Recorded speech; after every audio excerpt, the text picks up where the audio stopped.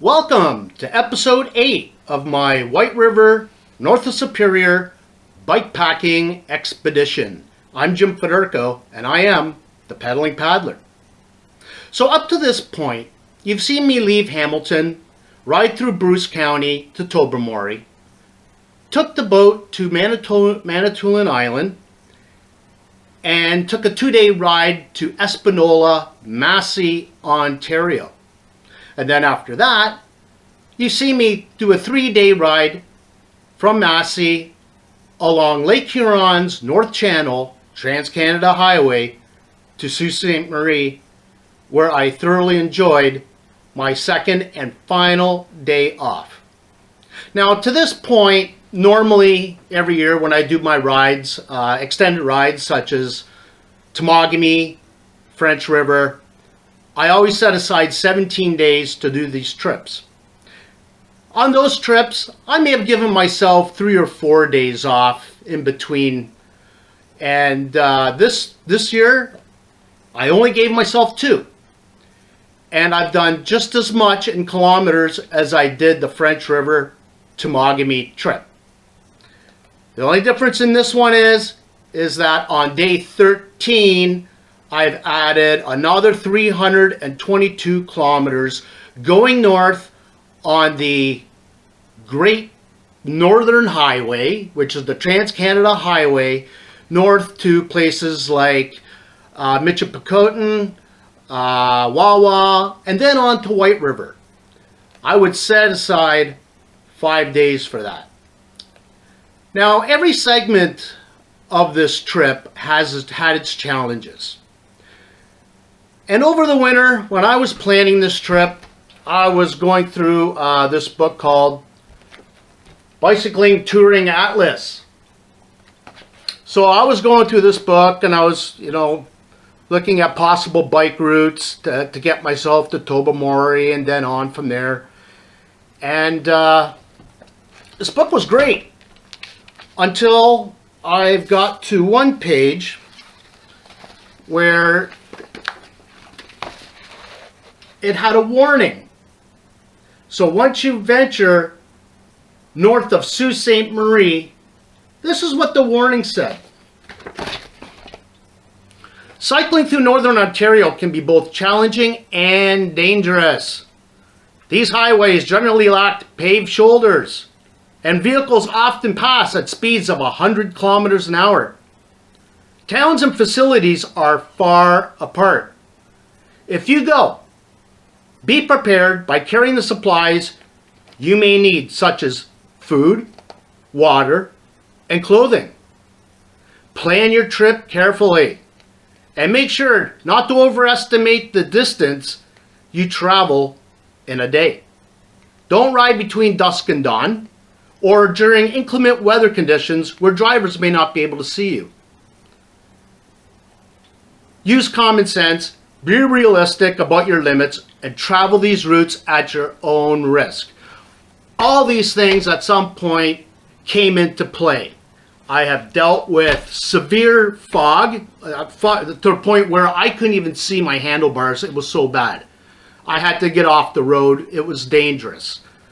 There were patches of fog like that. I had to deal with massive, massive hills, like bigger hills I've ever seen in my entire life, or that I've ever had to deal with. I've had to deal with rain, strong winds off of Lake Superior.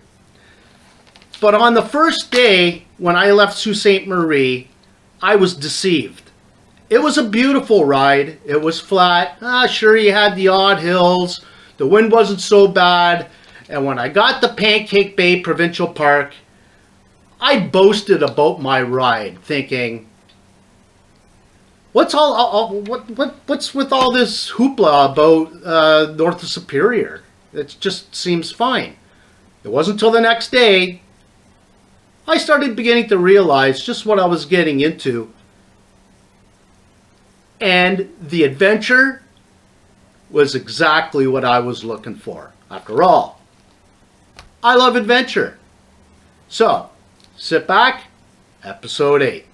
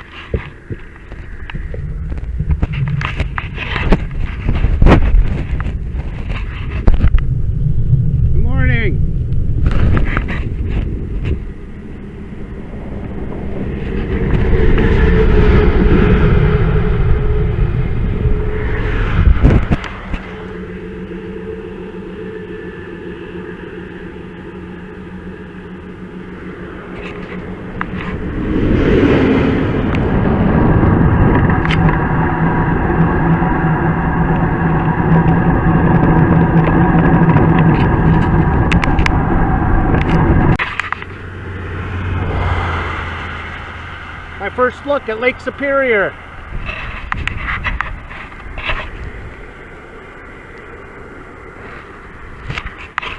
Oh, it's not that spectacular yet. It's early.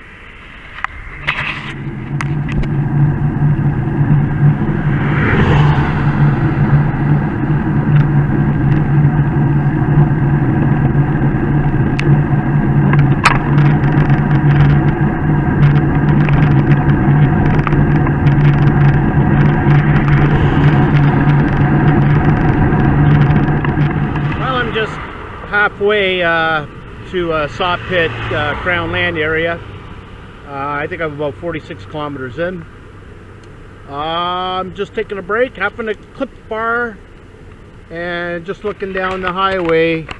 I've been blessed with a shoulder, but it looks like it's going away, so gonna have to strategize a little bit here. And while I'm having my Cliff Bar, taking in the view.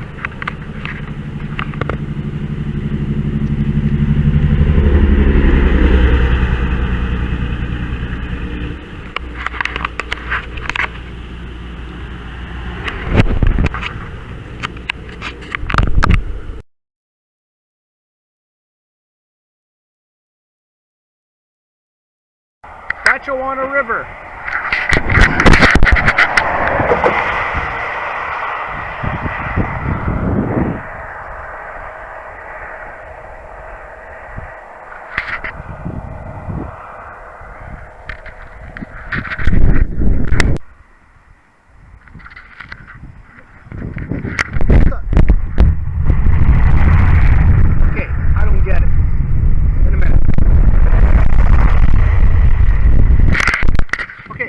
What it is. Hold on, let me change gears for a second. I don't know what it is, but throughout the whole trip, I would see a single golf ball placed strategically apart on the shoulder of the road. So, like, what's up with that? Thought I saw another one. I don't know. Okay. Anyway. I'm on the north of Superior route. Absolutely stunning. What a change of scenery. All the changes that I've gone through when I left Hamilton, up through Guelph, Walkerton, through Tobermory, crossing the Chi-Chi-Mon, and now I'll pass through Ste. Marie, and I'm getting mountains, I'm getting a beautiful waterfront. Saskatchewan Provincial Park.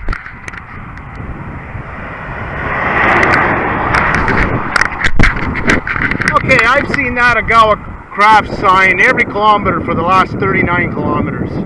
I'm not even looking at my odometer anymore. Shoot. Anybody see how many kilometers to that place? I gotta get ice and food.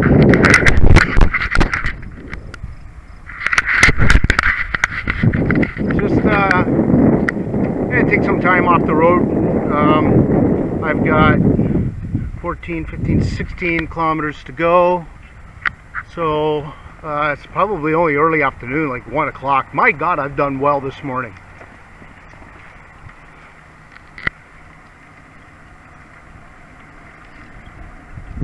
Sorry, that person was wondering who I was talking to.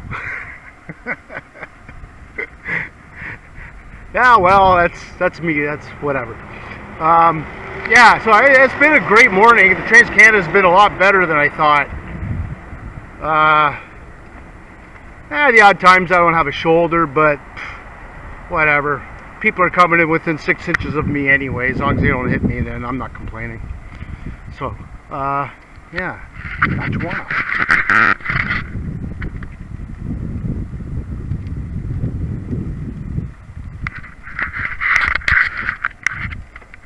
Cool.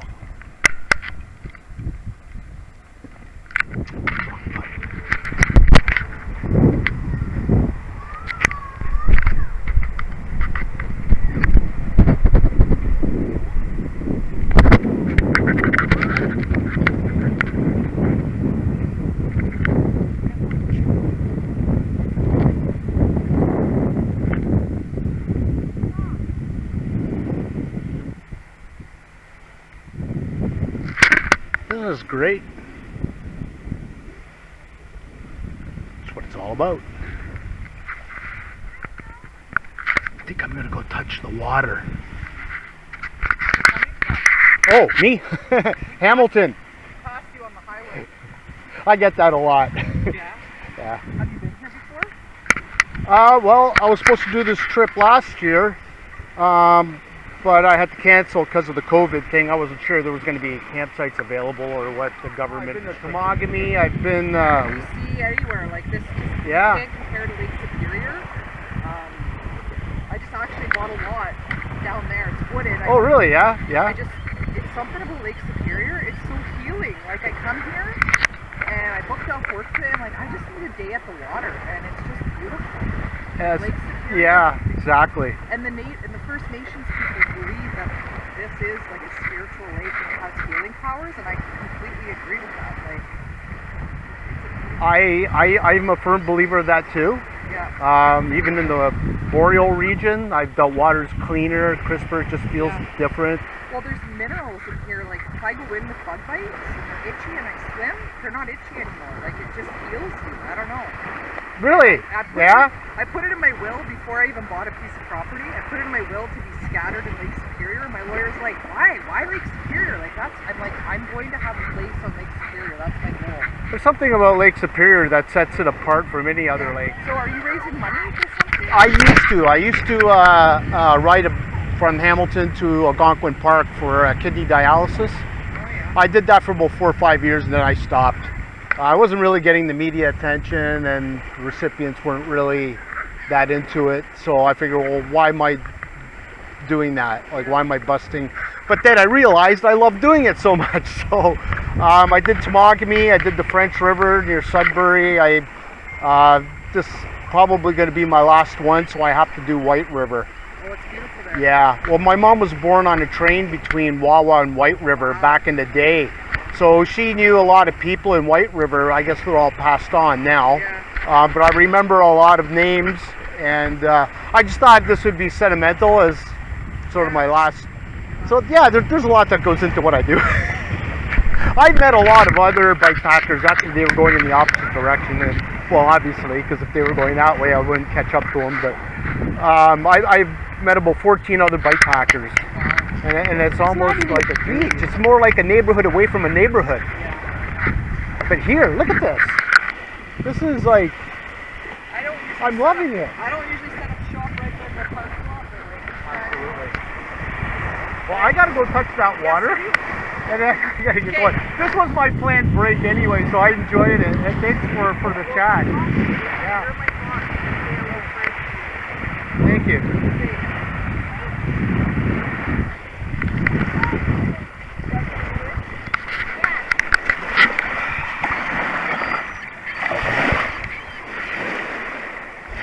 I'll be swimming later. Nice to meet you.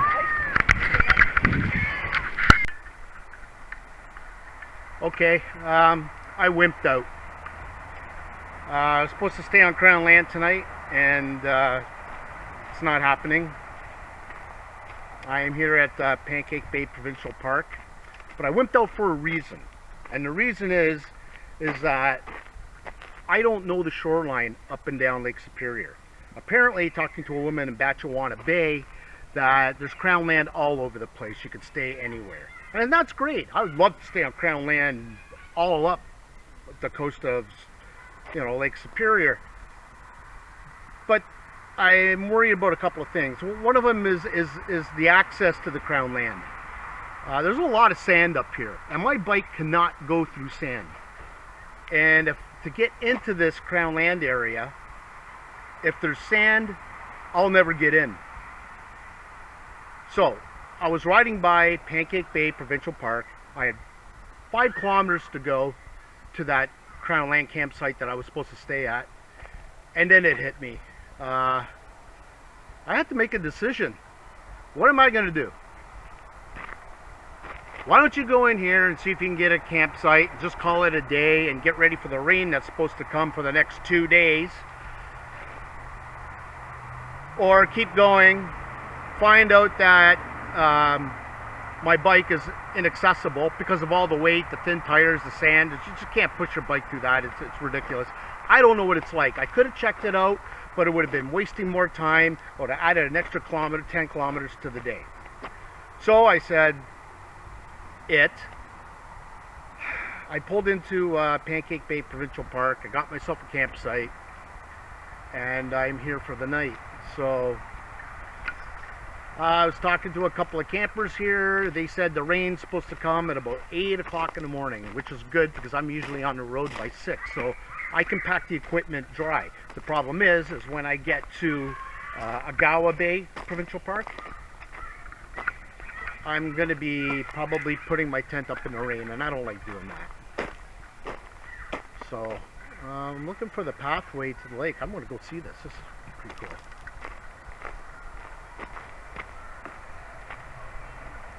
Sometimes you just got to make decisions, you know, like, you can go into the unknown.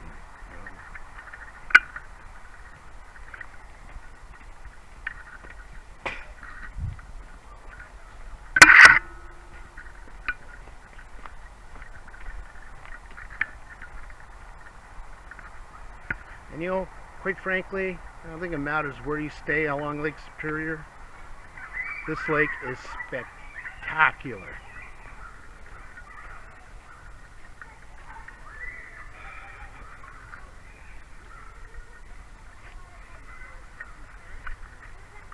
You know, I think I'm well over 800 kilometers now in just 13 days.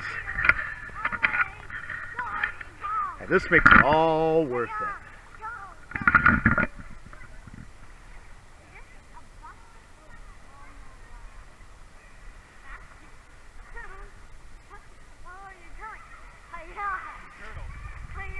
That's what it's all about right here.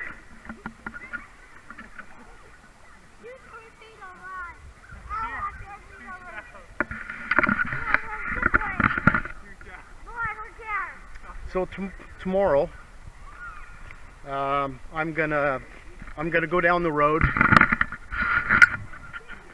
on my way to Agawa Canyon, and I'm gonna see if I made the right decision or not.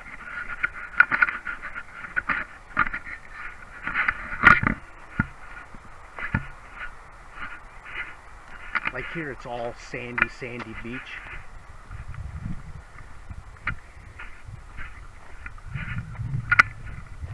But from what I've seen from this area that I was supposed to go to, the structure is beautiful. Rocks. This is just the beach. It's all sand. So I'll probably be missing out on something cool, but I'm gonna check it out tomorrow anyway. I'm gonna be riding by anyway, so I might as well check it out. But it only cost me $50 to stay here one night. No electrical. I had a great day today. This section of the highway was better than I thought. When I left Sault Ste. Marie, the highway's mostly flat. Oh, sure, you had your hills here and there. Big deal. Somebody said, oh, that route going north of Superior, there's a lot of hills there. From what I've seen since Hamilton, there's hills everywhere. There's no difference. I'd say probably the worst stretch of road I was on so far was the second half of Highway 6 to Tobermory. No, it was the second half of Highway 6 from Baymouth, South Baymouth to Espanola. Now, that was horrible. That was like big grade, kilometers long. I knew it was coming. I was ready for it. I've driven it once. I've seen it. So, I've lucked out with no rain. The only rain I had was in the middle of the night at McGregor Point Provincial Park.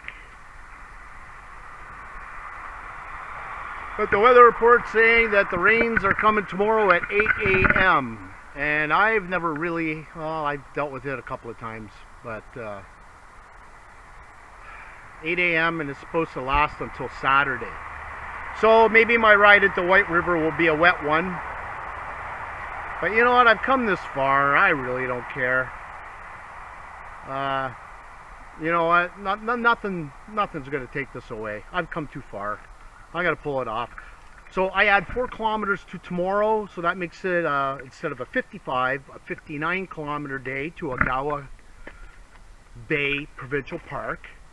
And then another 56 to Rabbit Blanket Provincial Park, which is both Lake Superior Provincial Park, and a 25 kilometer day into Wawa, which at this moment I have no accommodation plans in Wawa, so I have not figured out what to do there. I guess I got lazy about it because I figure I got everything booked up to Wawa, so when I get that far, I'm pretty sure I'll sleep under a park bench somewhere. So, what else is there? Am I missing anything? Yeah, I had a great talk with that woman at Batchewana Beach there at the Provincial Park. She told me a lot of neat stuff about Lake Superior and a whole bunch of other stuff, so that was pretty cool. Man, you know, I feel like I've been a celebrity. I stop for water, ice, or something to eat or whatever, and I have to talk to 5 different people, 5 different couples, whatever. I have to repeat my story over and over and over. I love it. I love it. People are interested. They want to know, you know, they want to know about the equipment. They want to know, you know, where you get your water from. They want to know where you're staying, where you come from, where you're going, the whole 9 yards. And I love telling them this stuff. It's nice talking to people when they have interest in what you're doing. I have one guy who wants to do it, so I literally had to give him a crash course on bikepacking. I told him, don't go doing anything extreme like what I do, unless you want to build up to that. You know, pack up your bike, you know, ride to a local campground for a few days. That's bike camping, bike packing. And yeah, he was pretty interested in getting into it. He said he's been wanting to do it. So I just told him that make sure when you buy your equipment that it works, that you buy high end. Don't buy the cheap stuff. I mean, even some of my good stuff, man, I had to buy pillows, my pedals, and the things I was supposed to break, like my spokes, I haven't broken any. I have over 10,000 expedition kilometers on my wheels. And they're not really you're not really expecting to use them for a trip such as this one. So I packed a lot of extra spokes. I had a socket wrench. I packed the chain tool to take the cog off when the spokes eventually break, but they never did. So all that extra weight for nothing. So I don't know what the future is going to hold. My equipment is getting old. Okay, I'm on my 7th expedition. I'm on my 2nd bag on the trailer. The trailer's doing okay, but the panniers, they're getting worn. They're starting to frail a little bit here, starting to come apart. You see in some places the plastic's coming off, you know. Plus, not only that, they get leaned up a lot on things, so there's a lot of wear and tear going on down there as well. So if I do this again, I'm going to be a little wiser. I'm going to make sure that my equipment is top notch, because there's nothing worse than equipment failure when you're on an expedition. It's just not acceptable. Okay, I think that's it for now. I don't think there's anything else.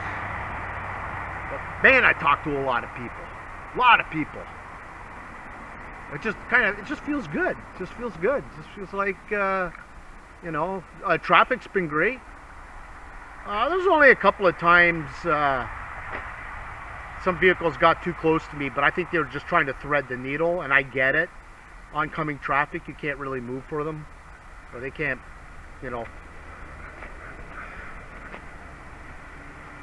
So I had a transport truck come within, I think it's about 6 inches of my side mirror, which means probably about a foot for me. But I get what he was trying to do. He was trying to thread the needle. He couldn't stop. He couldn't come into oncoming traffic. And as long as I stayed on the side of the road and I held a straight line, I think we got along just fine. What I'm trying to say is nobody has been an asshole on the road towards me. No one's honked at me. No one's yelled profanities at me. Nobody's told me to get off the road. What are you doing on the road? No. It's been totally the opposite. People have been awesome. Man, it's just, after a 2-year layoff because of this whole pandemic thing, I can't believe I'm pulling this off. Like, oh, that's just a whole nother story. But anyway, I'm going to end this film. I'm probably running out of disk space, so anyway.